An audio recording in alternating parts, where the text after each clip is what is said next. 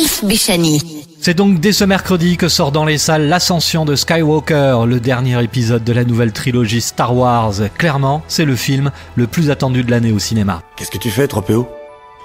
Je regarde une dernière fois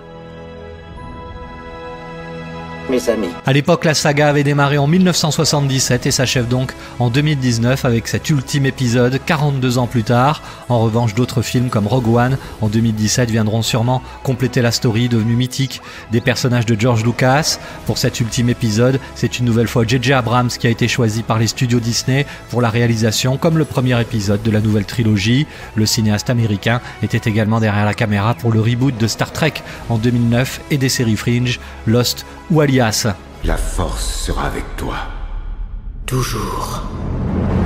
Globalement, les fans de Star Wars n'ont jamais été totalement convaincus par son style, mais l'attente est telle à chaque fois que le succès est toujours au rendez-vous. Pourtant, au regard de cet ultime épisode baptisé l'Ascension de Skywalker, les critiques sont nombreuses. Certes, le film rappelle un peu le retour du Jedi dans l'accomplissement de Rey, à l'image de Luke devenu Jedi, mais J.J. Abrams a surtout voulu faire le job sans forcément briller. Le scénario est relativement pauvre et l'univers dans lequel le réalisateur nous plonge est particulièrement sombre, plus proche d'un Batman aux abois qu'un final en apothéose. Bref, il reste malgré tout le bonheur de retrouver les personnages mythiques de cette saga qui a bouleversé l'histoire du cinéma en transcendant le genre depuis les années 70. L'Ascension de Skywalker, épisode 9 de la triple trilogie Star Wars, sort mercredi 18 décembre, un film événement qui dure au moins 2h20 en forme de crépuscule pour des générations de fans. Nous ne sommes pas seuls.